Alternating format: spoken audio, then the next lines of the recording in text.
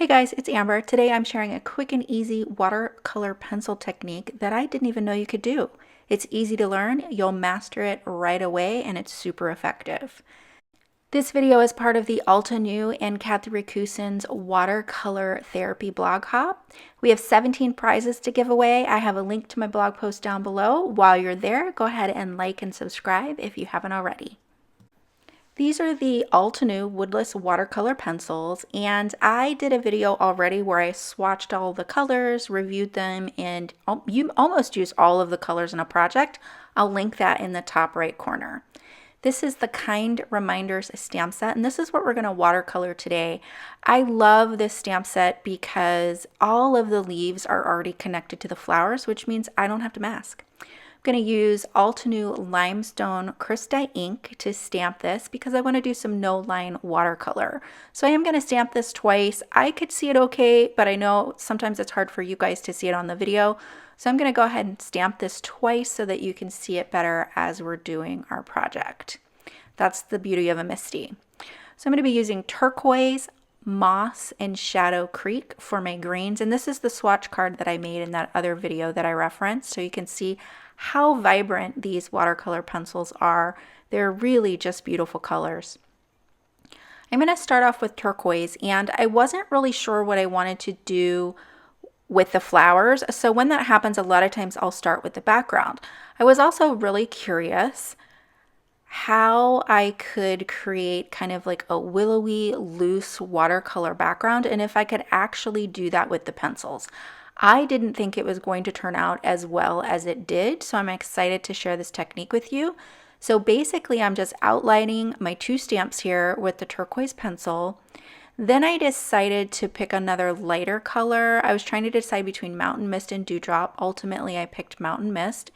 And I'm just going to add a layer of that also. And this will be my starting point. So when you're using watercolor pencils, you don't want to use a lot of pressure, just very, very light coloring. If you press too hard, it's going to be harder to get those pigments to move, and you might not be able to get rid of all of the pencil strokes, which is what I like to do. I have a number 8 round brush from Wonder Forest here. I'm going to go ahead and wet that with a lot of water, and I'll start adding this to that color pencil. So you can see I have almost like a pool of water there. What I want to do is put the point of this brush right up against the edge of the stamp, wet all of that watercolor pencil. That's going to start to melt those pigments and rehydrate them. And I'm going to use the brush to just draw out that color. But I really want to get all of that water and kind of scrub a little bit on the watercolor pencil. So I'll go ahead and speed this up a little bit. Now, as I'm doing this, I'll chat a little bit more about this blog hop. So if you're not familiar with Kathy Racoosin, which I can't imagine why you wouldn't be. She's amazing. So I'm sure all of you are familiar with her. Her blog is The Daily Marker, and she does the Daily Marker 30-day challenge several times a year. Now, normally her challenge is 30 days. And so when you hashtag to join the challenge, you're going to hashtag the Daily Marker 30 day. Since we're going through some tough times though, Kathy has decided to shorten the challenge to 11 days, and hopefully we'll be able to do them more frequently. So that definitely makes it easier since you only need to color for 11 days. And really, you're not required to color every day. You just do what you can. And that's what I do with any of those challenges. I participate on as many of the days that I can just to keep things fun. You don't want to stress out about, oh my gosh, I have to get it done today. Just do what you can and have fun with it. So as I get closer to the top, I'm just adding clean clear water to the top of this Slimline card, which measures 8.5 by 3.5, so that I can get that watercolor pencil to run. So at this point, I want to add more color. Now, for me, there's a lot of techniques that you can do with watercolor pencils. You can absolutely take your pencils and draw on wet paper. What I find happens, though, is that mark that you make is really... there's a lot of pigment in that mark that you make on wet paper. So if my paper's already wet, I like to take my brush to the pencil and then to the paper like you see me doing here. So I'm adding a whole bunch of that Mountain Mist and just spreading that out towards the top of the paper. And then I'm going to grab instead of turquoise, I'm going to grab Desert Night because I wanted to darken this up. And I'm going to do the same thing. I'm going to take the brush straight to the pencil and then the brush to the paper. And I'm going to darken up these edges. Now you can see the way that the pigments are moving, that my watercolor paper is already very, very wet. And so we're seeing that the watercolor is just starting to spread out onto that wet paper. And I'm going to use this to make a really flowy background. So I'm adding some more mountain mist, some more water to the paper. And then when I'm done adding the color, I'm going to tilt the paper. So you can see this here and just get all of that pigment to run. I kind of want, at this point now with what I'm seeing, I want these two flowers to look like they're floating in water and like they've just been dropped into the water and they're kind of floating down to the bottom. So I'm just getting all of this pigment to run to the top, which is so cool. I really did not think that you could do this with watercolor pencils. I didn't think you'd be able to get enough pigment on the page to be able to do this, or that they would move this well. Because a lot of times I feel like before, when I've used watercolor pencils, the pigment just stayed where you put it for the most part. There wasn't a lot of movement with it. So these moved really well. But again, I'm using a whole bunch of water here. So I like where this is and I want to stop the movement. So I'm going to go ahead and dry this. I also want to dry it so that I can get to my flowers. I normally dry both sides of the paper and I use the lowest setting on my heat tool. So now I'm going to move on to my flowers, and I pulled out yellow ochre, orange cream, and coral bliss. So coral bliss is a really soft pinky coral color. Yellow ochre is a little stronger, and then orange cream is nice and vibrant. So you can see my little swatch card there. And I think this will give us a good mix of colors for these flowers. So I'm doing the brush to pencil technique, and I want to try and leave some highlights here. I do end up over coloring this particular flower a little bit. I start to lose some of my highlights. So when I do my second flower, you're going to see I approach that one a little bit differently and leave more highlights in that one. I think I just got a little carried away with this flower and things just got away from me. So I'm switching over to Coral Bliss. So I added my shadows first. Now I'm going to add the Coral Bliss, and again, I'm trying to leave some white so that I have highlights and separation between these petals. And then to brighten things up, I'm going to add a bit of orange cream, which is going to go great with the blue background that we have going on. While I'm painting, I'll chat a little bit about the giveaways. So we have an Artist Watercolor 24 pan set. We're giving away one of those. We are giving away one Watercolor Essential 12 pan set. Both of those are from Altenew. 3 $15 Altenew gift certificates, and 12 collapsible marker bags. If you've seen Kathy Racoosin's collapsible marker bags, they're the cutest things ever seen, and they have all of her catchphrases on it. Color plucking, color mash, all of those great things. So just tons of great things to give away. So be sure to leave a comment on my blog. Of course, if you're enjoying this video, leave me a comment down below and give me a thumbs up, but make sure you head over to the blog so you can enter the giveaway. So here I decided I needed to add a little more depth of color. So I have Oolong Tea here.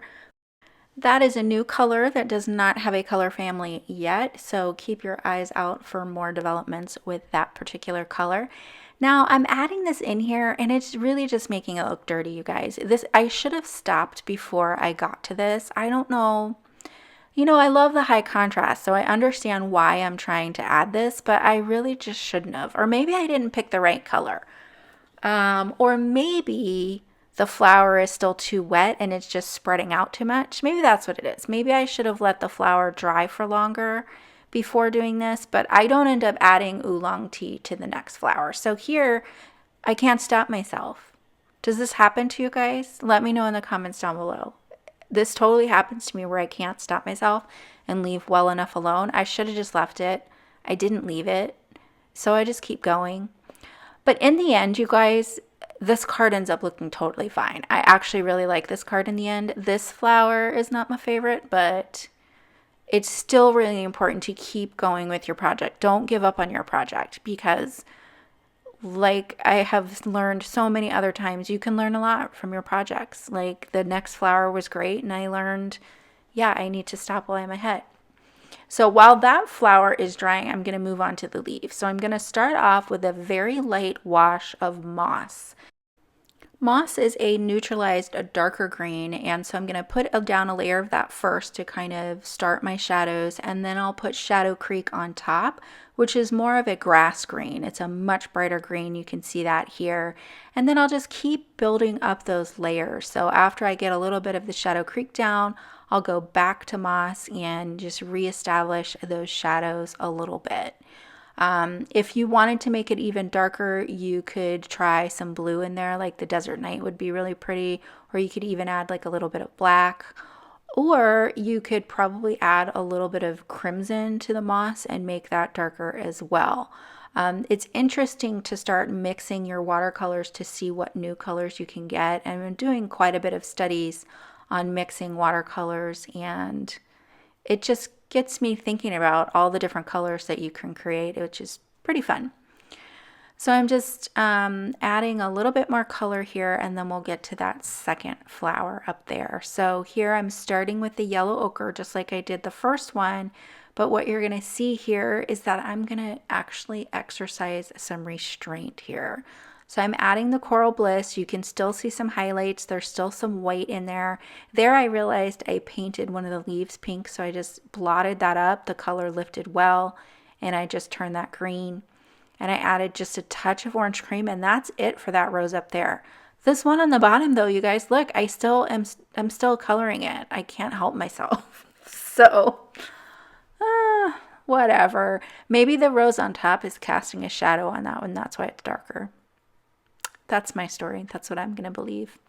Doesn't it look like they're just floating down in the water though? I think it's a really cool card, all things considered.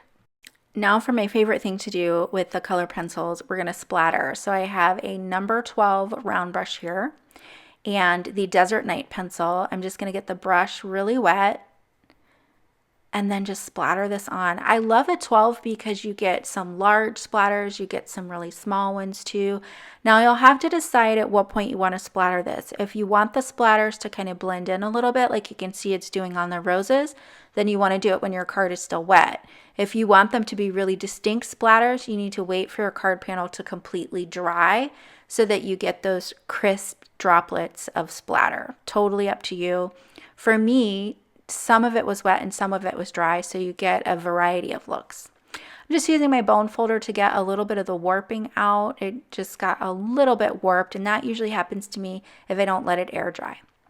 So here I have the Altenew and Hero Arts Bloom and Grow stamp set, and I chose a sentiment from that because I wanted it, I don't know, it just fit the size and the space better than the sentiments that were with the Kind Reminders stamp set. So I'll just stamp that in Obsidian Pigment ink. And usually I have to stamp it twice, but this one only needed once. I'm just going to cover up my sentiment a little bit. I decided that I needed some jet black splatter also, because I felt, you guys, so oftentimes, so like if the only thing on my card is the black sentiment, to me it just sticks out like a sore thumb and doesn't go. So most of the time I always have to add either black splatter or maybe black enamel dots or sequins or something like that. I have to have it in more than one place, otherwise to me it just looks out of place. Let me know in the comments what you think of this easy background technique. Be sure to like and subscribe if you enjoyed this video, and definitely head on over to my blog to enter the giveaway. Thanks so much for joining me today, and I'll see you real soon with more inspiration.